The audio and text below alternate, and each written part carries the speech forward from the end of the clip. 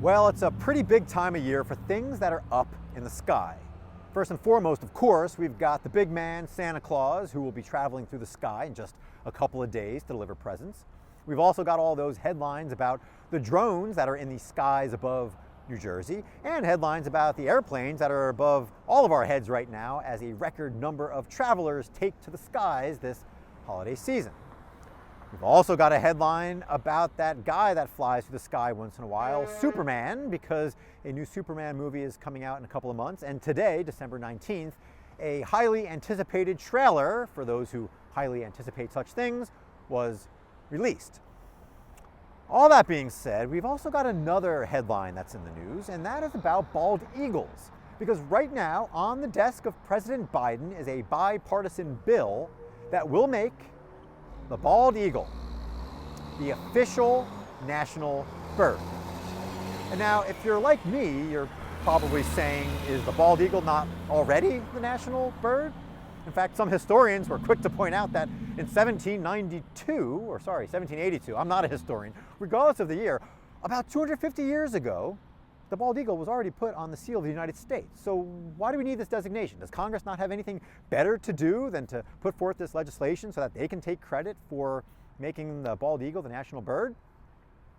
Well, I'll leave that rhetorical question for you to answer, because that's not the point of today's episode of the Energy Detox. The point today, as always, is to take all of those various headlines that you might come across this time of year regarding things that are up in the sky and tie them into things that are relevant to you as a leader in the energy industry. And to do that, I, Joe Sinnott, am standing here in the south side part of Pittsburgh in front of the American Eagle Outfitters headquarters, which is also a mere 2 blocks away from the Steelers practice facility, where they are doing what they can do to try to move past that not so nice loss they had to the Eagles a couple of days ago. All that being said, what's our plan for today? Well, it's to lay out 3 very simple things that you already know, but that, you know what, some of these headlines might serve as a quick, simple reminder so that you can deploy these things that you already know, not just this time of year, but as you move into 2025. And so what are those 3 things that we're going to step through? Well, one is the importance of looking up, picking up your head, moving beyond the echo chamber, if you will, to find other information that nobody else might have that you can use to your advantage and to the advantage of your stakeholders. The second reminder, second tip that we'll offer today is the importance of not assuming. Again, not exactly a novel idea, but something that we could all use a friendly reminder about once in a while. And the third item that we'll reinforce today, that we've talked about on many episodes of the Energy Detox, is the importance of giving. But not just giving in the sense that, again, Christmas is a mere couple of days away, but giving that all-important thing to those around you, that being feedback. And so, with that, let's go back to item number 1 and expand just a little bit. Why is it important to look up? Well, looking up isn't just important to see if there's birds flying above your head, or Supermen, or drones, or whatever the heck might be there.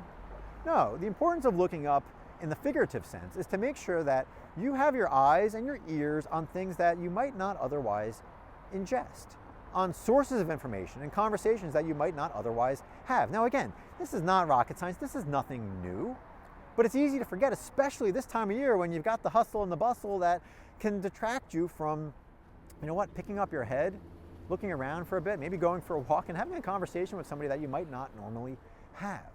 This is a great time of year to do that, and to build some of that momentum that you can carry into 2025 so that you can have those conversations, again, that are outside of your comfort zone, outside of your echo chamber. And a good way to reinforce this, and bringing it back to the oil and gas industry in particular, is the responses that I've seen over the last 2 days to the LNG report that the United States Department of Energy released. Because they released a report, not a lot of surprises about the tone of the report, but also not a lot of surprises about the response to that report from various industry groups. Many of those responses leaned on the same standard talking points. True and important as they might be, but not necessarily original. And this is a lot like, even some of the talking points that people might say, somewhat tongue-in-cheek, about alternate forms of energy. Windmills in particular. Again, be remiss not to bring up the normal talking point about how many hundreds of thousands of birds windmills kill annually, and who knows how many bald eagles they kill annually. Again, a valid point, sure, But what can you do to move beyond those talking points so that your message, your argument, if you will, is more sustainable than it would be otherwise? Well, again, we're not talking to you so that you can go out and be an energy advocate this Christmas season, but how you can bring that same idea back internally. Again, what are those conversations that you need to have? What can you do to pick up your head, get out of your echo chamber, not just relay the same standard talking points about, well, we'll see what happens next year, I don't know about promotions yet, or, budgets are tight, or whatever. No, what can you find that you can give, that you can share with others, that you can gain by having conversations that, you might not normally have? By hearing the fears, the concerns, the worries of the people around you that, again, require you to stand up, have those conversations, and have a genuine interaction, if you will, an intentional interaction with people that you might not otherwise have if you just kept your head down and kept plugging away in a safe, comfortable manner. That being said, let's move on to item number 2, because they're all related. Item number 2 is to make sure that you're not assuming.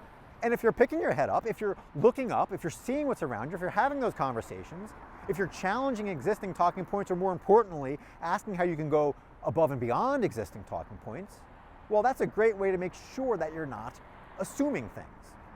And, again, bringing it back to this bald eagle story, there was one quote from somebody, Ed Hahn of the National Eagle Center, and he said, assuming something doesn't necessarily make it so. But again, whether you're assuming that you're on the nice list and not the naughty list, whether you're assuming that enough people around you understand the merits of what you do for a living when it comes to, again, if you happen to be in the oil and gas industry, producing fossil fuels, whether you're assuming that internally you're respected enough that you're going to be able to survive another year in this industry and whatever company you're in, well, obviously those assumptions can be dangerous. I don't need to tell you that, but hopefully this episode can serve as a reminder that, don't just assume, and don't let others assume that they're in a better position than they already are. Also, don't assume that people are out to get you. Also, don't assume that people have ill intent, especially people who, again, are outside of your normal bubble, different departments, perhaps different industries. Start by assuming positive intent. Now, again, that doesn't mean that you don't need to be on guard against people that are antagonistic or looking for ways to knock you or your team or your company or industry down, but assume positive intent. It's a good way to make sure that nobody's guards are, higher than they need to be, that you get more of that open information that is going to prove valuable, and that, again, you don't find yourself relying on assumptions moving forward that, again, could come and burn you later on. That being said, let's move on to our third and final item for today, and that is the importance of giving. Giving early, giving often, and not just giving this time of year, which again might designate as the season of giving. And again, what does that have to do with all of this? Well, again, we could bring it back to that first person we said will be up in the sky in a couple of days, that of course being Santa, the ultimate giver of gifts. And again, heck, I don't think we need to move much beyond him. Use Santa as a reminder that, you don't just have to give at Christmas time. You don't just have to give this time of year. The feedback that you might be forced to give this time of year if you're a manager, because many companies, of course, are going through their annual performance appraisals, well, guess what? You don't have to wait for that to go through all of the various channels so that it's eventually revealed to, your employees in a couple of weeks. No, you can use your phone right now and send a text message or an email or a Teams message to somebody. Give them a short piece of simple feedback right now. You don't have to wait. Again, you don't have to have them moving forward assuming whether they had a good year or a not so good year. You can do that right now. It doesn't have to be earth-shattering. It doesn't have to be any sort of grand piece of feedback, and it doesn't necessarily have to be positive. I promise you right now, when you pick up your phone, you think about one person. Heck, it doesn't even have to be from a professional standpoint. Pick a family member. Pick a colleague from a past life. Pick a friend. Go ahead and shoot them something and say, hey, I just thought of something and I thought you might want to know this. Every time that, we talk, you tend to bring up X, Y, and Z. And I'll be honest, I feel like it's maybe painting you in a bad light. I don't think it's that big a deal, but I just thought you might want to know that. Something like that, it's going to knock people off their feet. They're going to say, hey, what's going on here? Are you drinking? Which, again, this time of year, there's a good chance you might be drinking when you send that, but either way, ask yourself how you can give above and beyond, again, this standard time of year of giving presents and this standard time of year of putting feedback in some sort of system that'll work its way through only to be revealed in a couple of weeks. What can you do right now to give something to somebody that's valuable?